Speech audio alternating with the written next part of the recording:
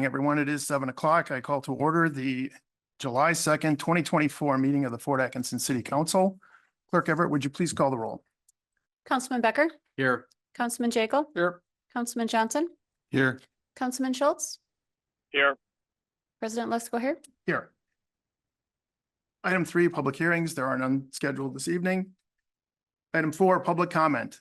The City Council will receive comments from city residents. Comments are generally limited to 3 minutes per individual. Anyone wishing to speak is required to sign up in advance or state following items for the record when called upon: name, address, subject matter, and contact information. No action will be taken on any public comments unless the item is also elsewhere on the agenda. Please note, for those who are joining us via hybrid meetings tonight, if anyone on the Zoom wishes to speak during the public comment period, please raise your virtual hand through Zoom. The chat box is not monitored during the meeting, and those on the call, please remain muted if you're not recognized to speak. We do have 3 individuals who have signed up in person. We'll take them in the order that they signed up. First up would be Dave Frigo. If you would please come forward to the podium, state your name and address for the record.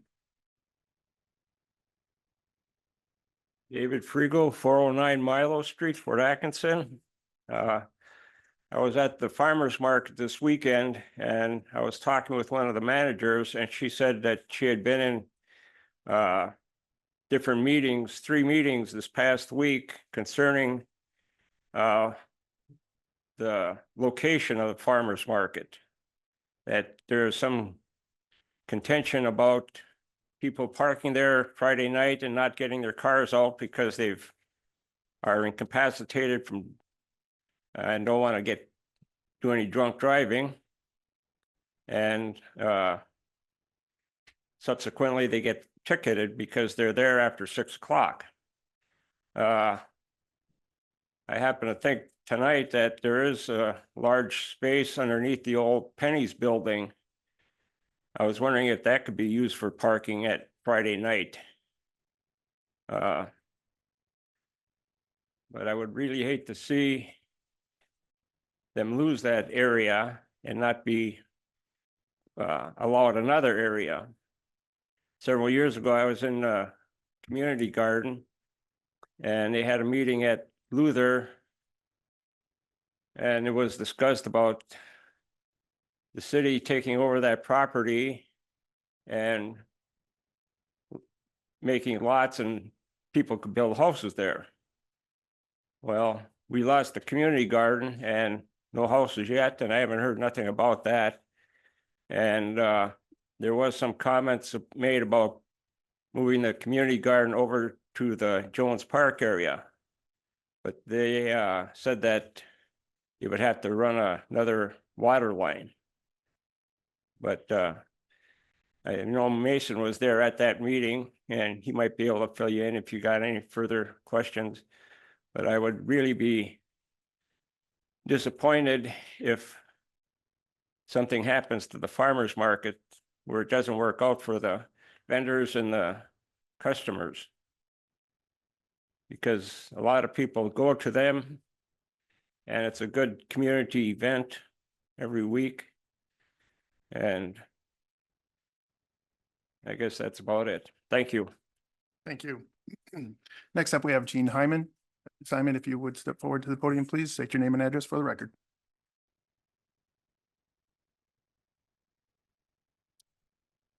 My name is Jean Hyman. I live at 709 Van Buren Street. On or about Sunday, December 17th, 2023, I had a sewer backup in my basement. The city was working in the intersection of Van Buren and Jackson the Thursday before with a water main break. I'm the second house from the west side of that intersection. Your insurance had said that there were roots in the line and a clog, but says the city didn't know about the tree roots, so it's my responsibility.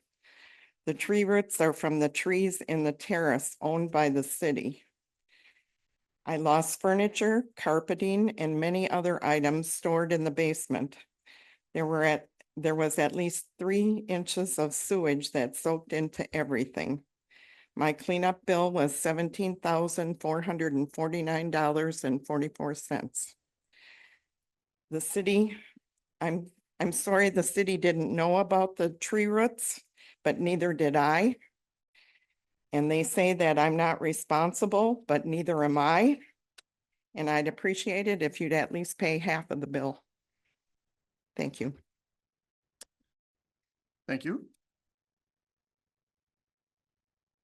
And we have John House. Mr. House, if you would step forward, state your name and address for the record. John House, 104 Jefferson Street, Fort Atkinson.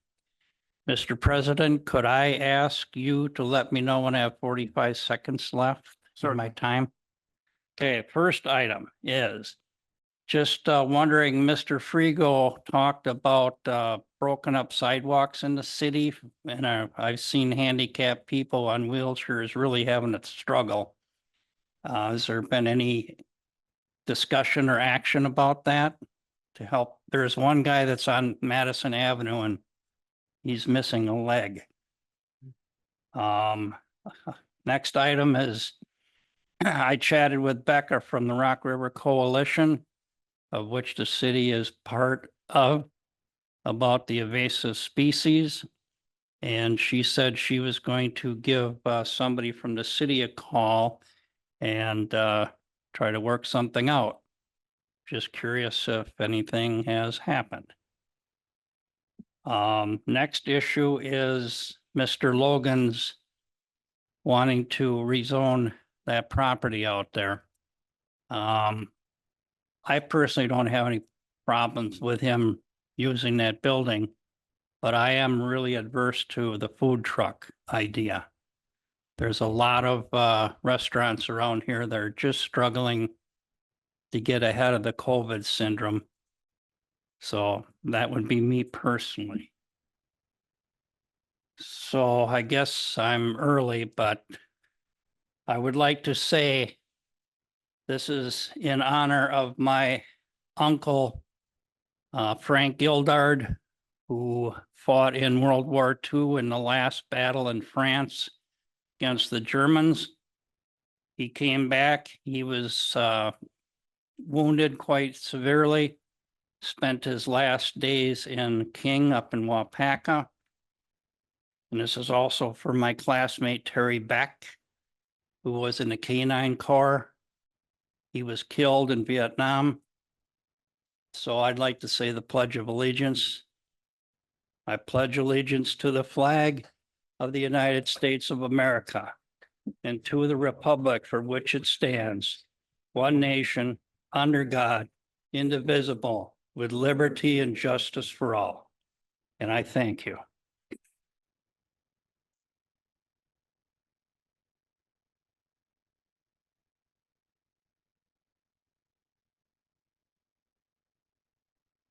Is there anyone on the Zoom who would like to address the council during the public comment session?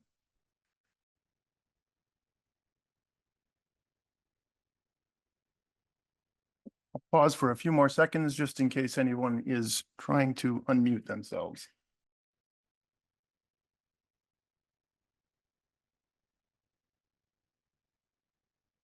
Okay, I hear none. We'll move on.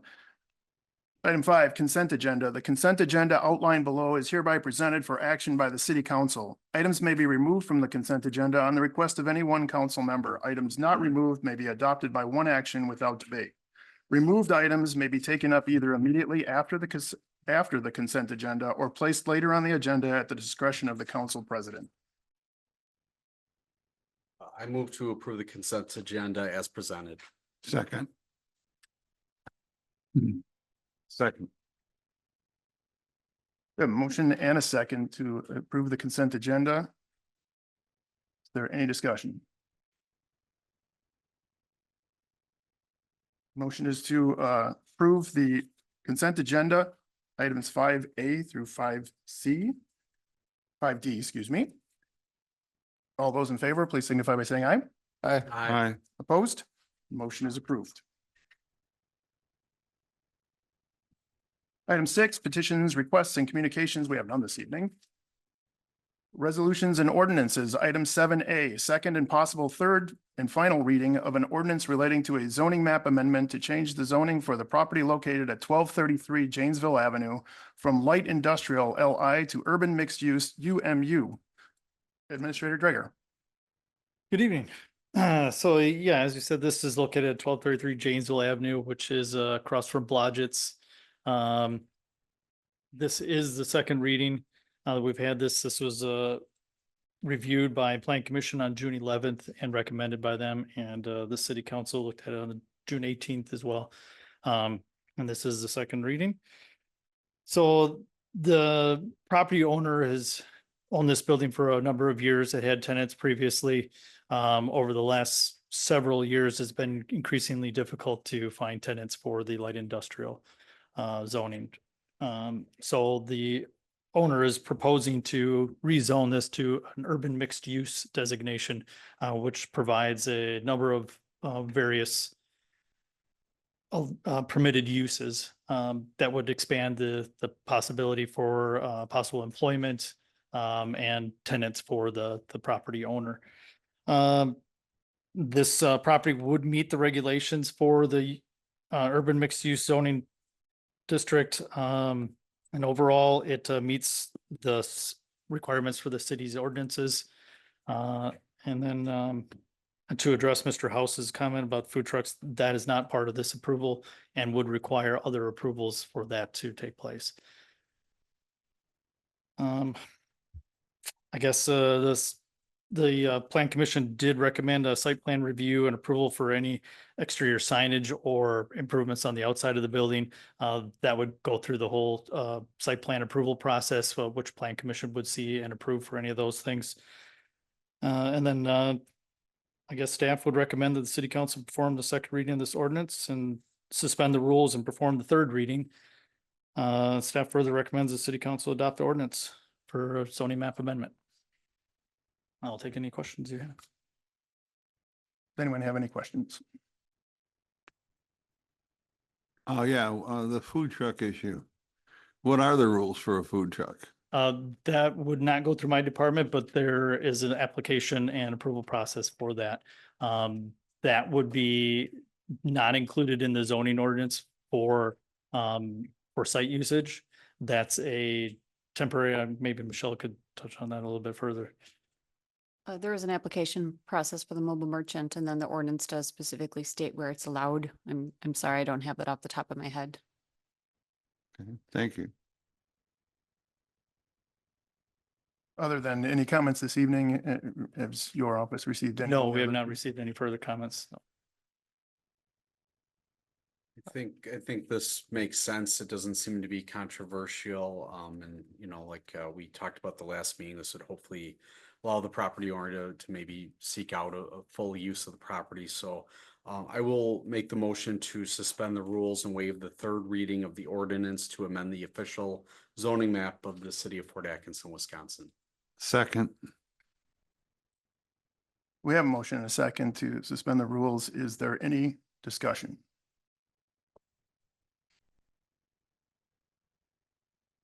Okay, hearing none, the motion is to suspend the rules and waive the third reading of the ordinance to amend the official zoning map of the city of Fort Atkinson, Wisconsin. This is a roll call vote and requires a supermajority. Councilman Becker, Aye. Councilman Jekyll, Aye. Councilman Johnson, aye. Councilman Schultz. Aye. President Let's go ahead. Aye. Motion to suspend the rules is approved unanimously. With that, I will move to adopt the ordinance relating to a zoning map amendment to change the zoning for the property located at 1233 Janesville Avenue from light industrial to urban mixed use. Second, A motion and a second. Any further discussion on the motion to adopt the ordinance?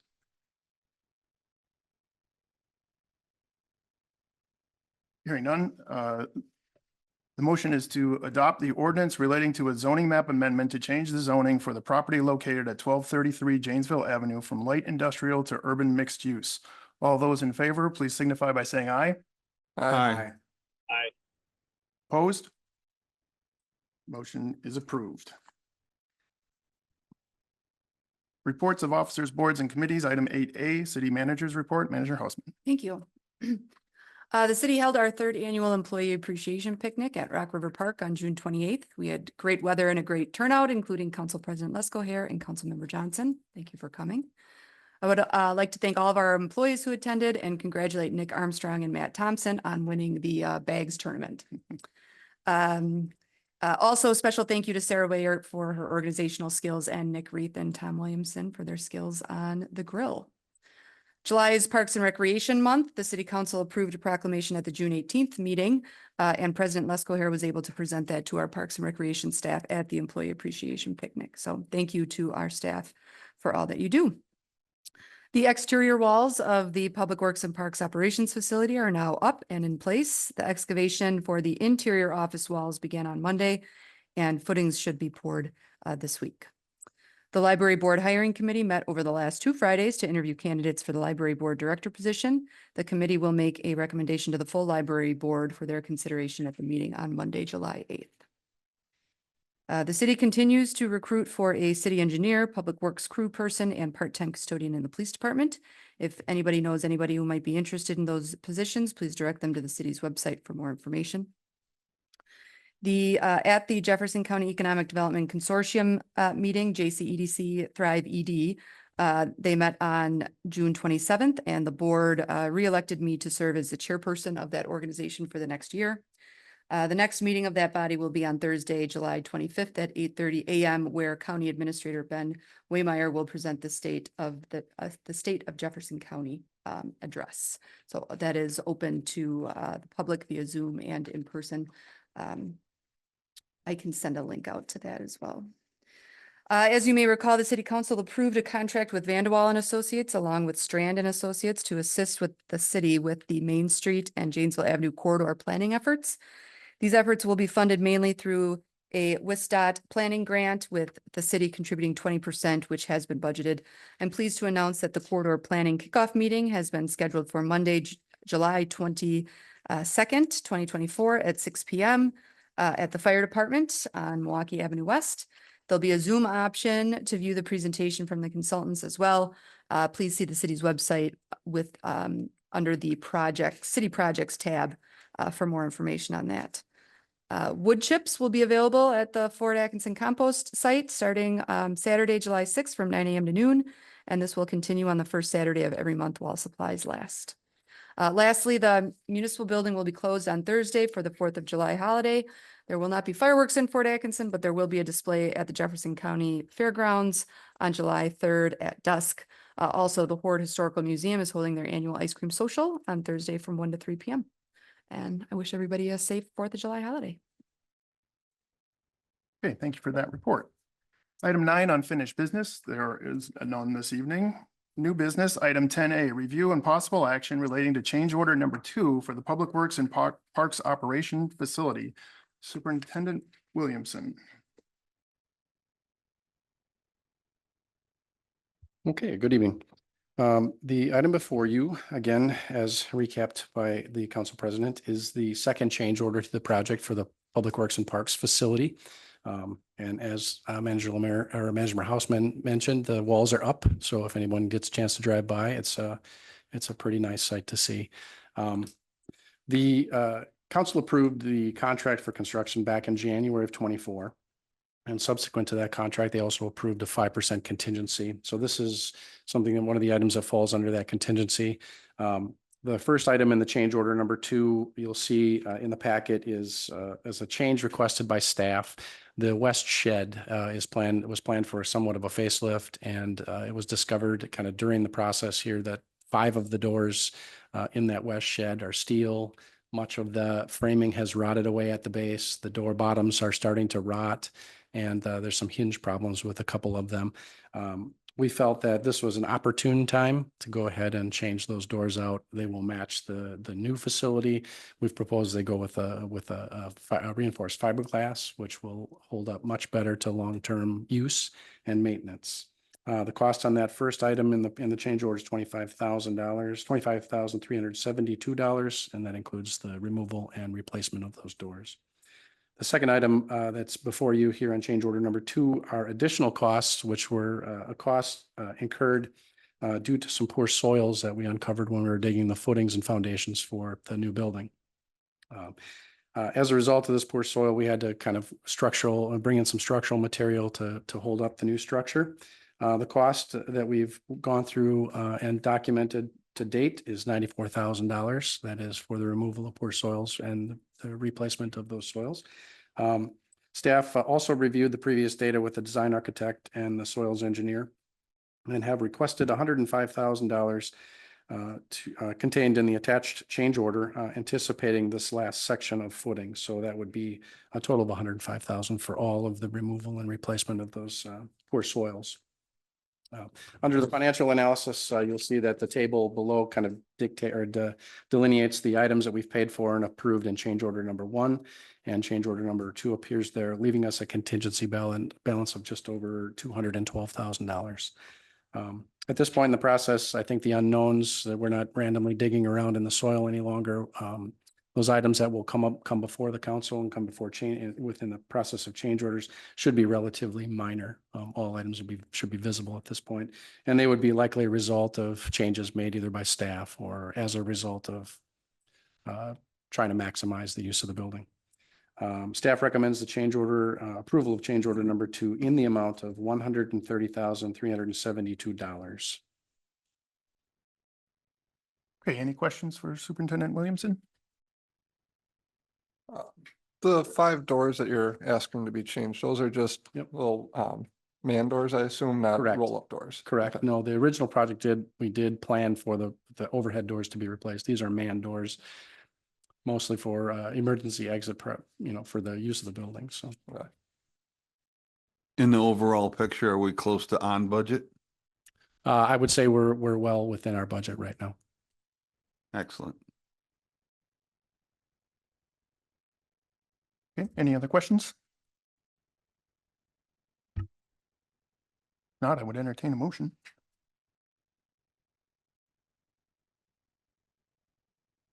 All right, I will move to approve change order 2 of the Public Works and Parks Operations Facility Construction Contract at a cost not to exceed $130,372. Second. A motion and a second. Any further discussion? Hearing none, motion is to approve change order 2 of the Public Works and Parks Operation Facility Construction Contract at a cost not to exceed $130,372. All those in favor, please signify by saying aye. Aye. Any opposed? Motion is approved. Thank you. Thank you. Claims, appropriations, and contract payments. Item 11A, review and possible action relating to the verified claims presented by the Director of Finance and authorization of payment. I'll move to approve the verified claims as presented. Second. Motion and a second to approve the verified claims. Any questions or discussion? Hearing none. Motion is to approve the verified claims as presented. This is a roll call vote. Councilman Becker, Aye. Councilman Jekyll, Aye. Councilman Johnson, Aye. Councilman Schultz. Aye. President Lesko. Aye. Motion is approved unanimously. Item 11B, review and possible action relating to disallowance of a claim against the city of Fort Atkinson. This is the Majeski claim. Thank you. We refreshed the council back in July 2021. We started working with the League of Wisconsin Municipalities. They became our insurance carrier for property insurance, liability, workers' comp, vehicle insurance throughout the city.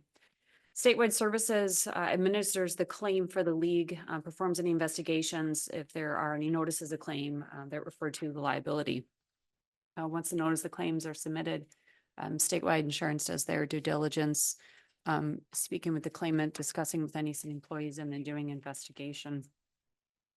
The claimant had experienced an issue with what turned out to be a water hammer, which is notable when there's a pressure of water that comes through the water heater.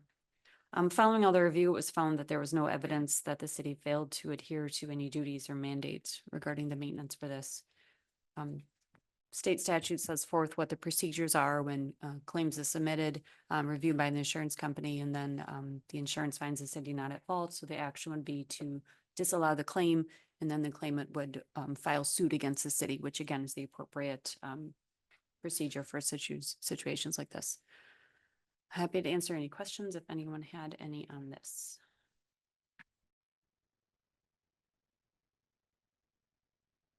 Are there any questions?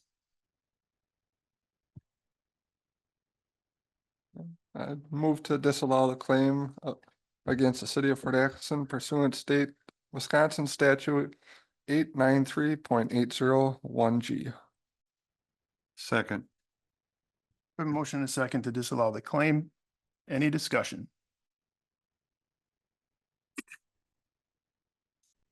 Hearing none. The motion is to disallow the claim against the city of Fort Atkinson pursuant to Wisconsin statute 893.801G. All those in favor, please signify by saying aye. Aye. Any opposed? The motion to disallow the claim is approved. Item 11C, review and possible action relating to disallowance of a claim against the city of Fort Atkinson. This is the Hyman claim. Thank you. Similar as I stated before, we work with the League of Wisconsin Municipality of Mutual Insurance. Statewide Services does the investigations when there are claims related to liability. A claim was submitted stating that there was sewer backup in a basement. This interview, the investigation that statewide did involved a couple different employees as there was various work going around throughout the city at that point. They did a lot of discussing and some investigation on this to make sure that all the i's were dotted, t's were crossed to make sure that nothing was being missed in the situation. It did come back that the city didn't make any, sorry, I got lost in my memo. No evidence that the city failed to adhere to any duties, any mandates regarding the maintenance of the sewer main, absent a ministerial duty, state statute 893.80.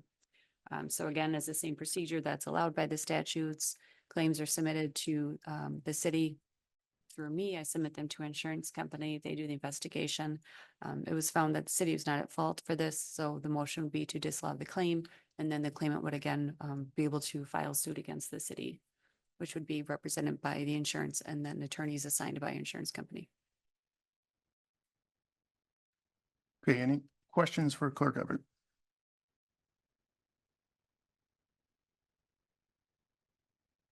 Hearing none, is there a motion? I will move to disallow the claim against the city of Fort Atkinson pursuant to Wisconsin statute 893.801G.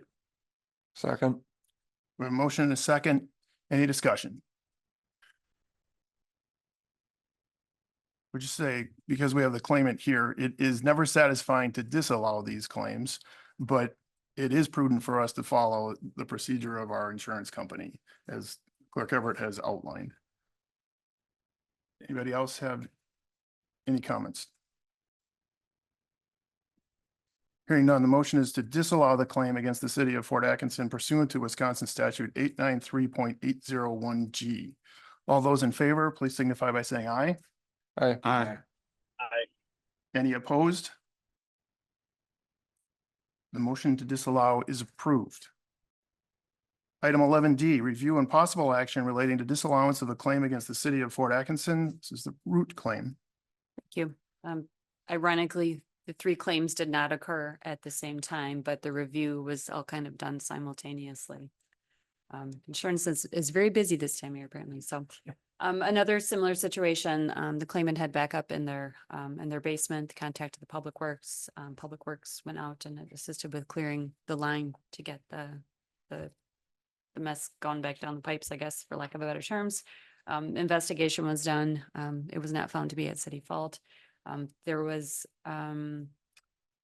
was not caused by roots. I believe this one might have been some rags or some material that was in the line. Unfortunately, we cannot prevent people from putting things down their toilet, unfortunately, as much as the education we provide. So in this case, again, the city was not found at fault for this. Again, procedure would be to disallow the claim, and then the claimant would be able to file suit against the city should they choose to.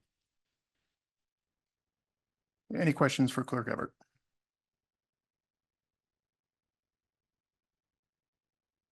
Move to disallow the claim against the city of Fort Atkinson pursuant to Wisconsin statute 893.801G. Second. A motion, a second to disallow the claim. Any discussion? Hearing none, the motion is to disallow the claim against the city of Fort Atkinson pursuant to Wisconsin statute 893.801G. All those in favor, please signify by saying aye. Aye. Aye. Any opposed? Motion to disallow the claim is approved. Miscellaneous, item 12A, the city council may consider a motion to convene in closed session pursuant to state statute 19.851G in order to confer with legal counsel who is rendering oral or written advice concerning strategies to be adopted by the council with respect to current litigation. I move to convene a closed session pursuant to state statutes, section 19.851G, in order to confer with legal counsel who is rendering oral or written advice concerning strategies to be adopted by the council with respect to current litigation. Second. We have a motion, a second to go into closed session. Any discussion? Hearing none, the motion is to convene in closed session pursuant to state statutes, section 19.851G, in order to confer with legal counsel who is rendering oral or written advice concerning strategies to be adopted by the council with respect to current litigation. This is a roll call vote. Councilman Becker, Aye. Councilman Jekyll, Aye. Councilman Johnson, Aye. Councilman Schultz. Aye. President Lesko here. Aye, motion is approved unanimously. We are in closed session. Thank you. We're back in open session. Item 12B, council will take action on an agreement relating to current litigation. At this point, I would entertain a motion. I move to approve the settlement agreement and mutual release relating to the Highway 12 LLC Estate of Ramesh Shah lawsuit. Second. Motion a second. Any discussion? Hearing none, the motion is to approve the settlement agreement and mutual release relating to the Highway 12 LLC Estate of Ramesh Shah lawsuit. All those in favor, please signify by saying aye. Aye. Any opposed? Motion is approved. Item 13, adjournment. Move to adjourn. Second. A motion, a second to adjourn. All those in favor, please signify by saying aye. Aye. Opposed? We are adjourned. Thank you.